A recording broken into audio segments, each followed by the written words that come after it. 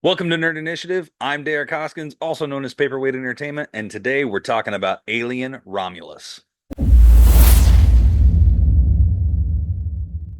This weekend, we get another installment in the long-running horror sci-fi franchise with Alien Romulus, which is co-written and directed by Fede Alvarez, who, of course, is very well known for the 2013 remake of Evil Dead and, of course, Don't Breathe. It is also produced by Ridley Scott, who directed the original Alien film and also directed Prometheus and Alien Covenant before this.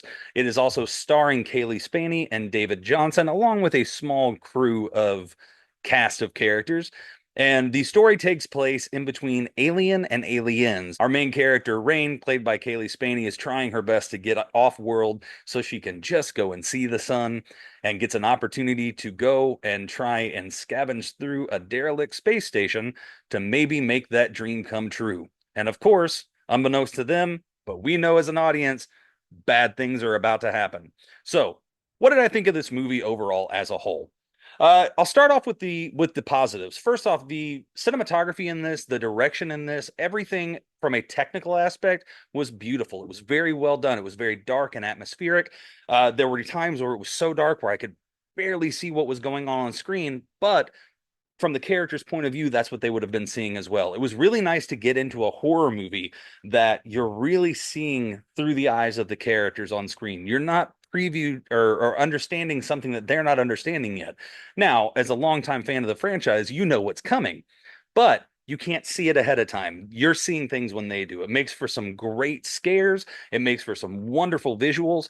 And one thing that they do very well, speaking of the visuals, is the xenomorphs are not overplayed here. They are no longer the over the top dripping villains of Alien 3 or Resurrection or even the Alien versus Predator movies. They're back to what they were in especially Alien and a little bit of Aliens, where they're on the corners of your eye, just that little bit. You see just a tail every now and again. You get a glimpse and you know that it's there and it ratchets up that tension. That's the next thing I want to say that this movie does very, very well. It really ramps up the tension throughout the entire movie. You start off in this movie in this place of despair for these main characters because they're in a place where they feel like they can't escape, and then it just gets stronger and stronger from despair into anxiety into terror. It's masterfully crafted in that way. The acting in this movie throughout is excellent, but especially from David Johnson as Andy. He gets to make some changes throughout the film that are entertaining to watch and keep you intrigued, where you're not going to be looking at this one character, this one person, and getting nowhere with no growth. You get to see this character make changes throughout the film, and you get to see the people interacting with him. I really think he was the standout here. Now, Kaylee Spaney, of course, as the lead, as Rain, she's our focal point. She's our way in. She is our audience avatar to see this world through her eyes, and she does a fantastic job. She's a great young and upcoming actress that I think has a phenomenal career ahead of her. I'm really excited to see what she gets into next. Amazing job. Acting is great throughout.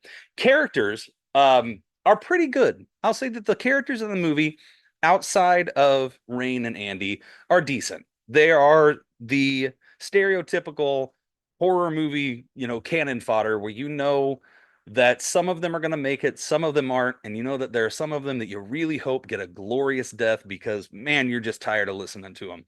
I don't want to give away any spoilers of what happens to any of these characters, but there are a couple of people in here that you're just kind of waiting for something bad to happen to, and you really hope that it does.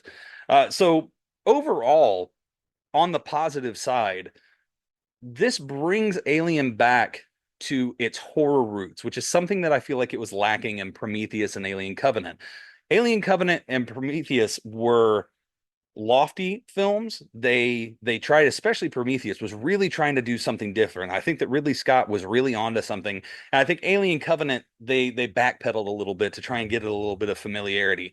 What they've done here is they said, okay, these things happened, but we need to get back to what made this franchise sing. What made this franchise sing was that feeling of confinement, of no way out, of just being in a place where there's no possible way you could survive this, and how are they going to survive? It's a wonderful claustrophobic film in that way, where you do not know if they're going to make it through this. And even when it looks like maybe they will, you still aren't sure if they're going to get through it or not. They really, really amped up the tension. They really amped up the idea that you don't have any way of getting out of this. That was great. Another thing that I really enjoyed about this were some of the callbacks to the older movies. There were a couple of spots where I was very surprised at some of the places where it tied in to the previous films. Um, there were a couple of those to transition into some of the negatives that felt a little forced and a little out of place. There were at least two places in this movie where I found myself kind of shifting in my seat and going, ah, that's okay. I understand why they said that line, or I understand why they did this, or why this was in the background. I get it. That's okay. We know what you're doing here. But it didn't take me out of the movie more than for just a moment. Because at the end of the day, this is a long running film franchise. People love this franchise for a reason. It's been going on for so long because it is iconic, because it is an epic story that's being told across multiple films. And so people want to be reminded of that. People want the nostalgia, and that's okay. That's all right to throw a couple of things in there, throw everybody a bone. Um, but aside from the kind of nostalgia bait that was in there, there is a couple of things that I have to say. There are a few things I have to say that didn't really connect with me. There's one character in particular that I was not expecting to see. I was not expecting to have a reaction to the character, if I can say it like that. And I wasn't 100% convinced that it was a necessary character to have in the movie. Also, there's an issue with some CGI on um in a couple of places. I don't want to just say, "Oh, the CGI is bad." When you watch this, you'll understand what I'm talking about. There's a couple of spots in here, specifically around one character, where the effects didn't quite hit like they needed to in that place. Um, but other than that, the visuals in this were stunning.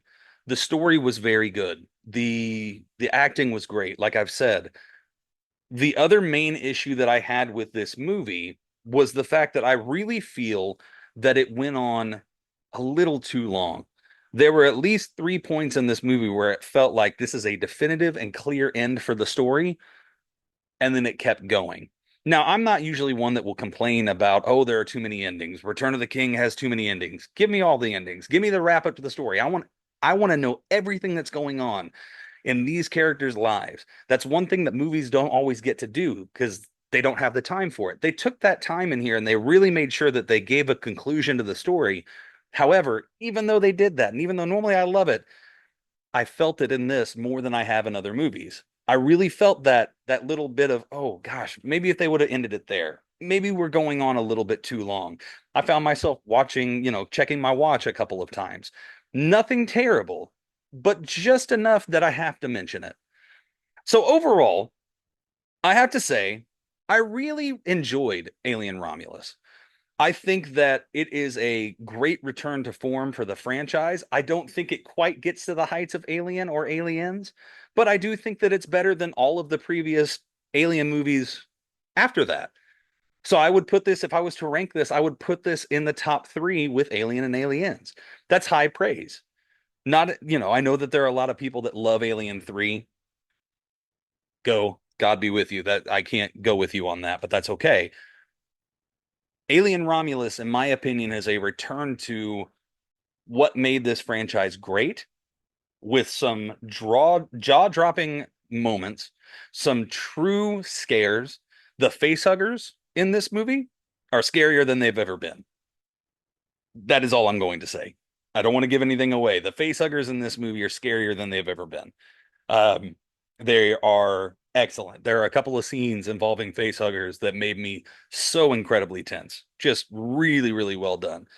Um, but this is really a return to form for what Alien should be. It should be sci-fi, but it should be horror, and it should be action, and it should be fun and tense and scary and interesting, and you should care about the characters. That's another thing that happens here. I cared about these characters. Well, I cared about two of these characters. Some of them I cared about. Some of the side characters, they were hit or miss.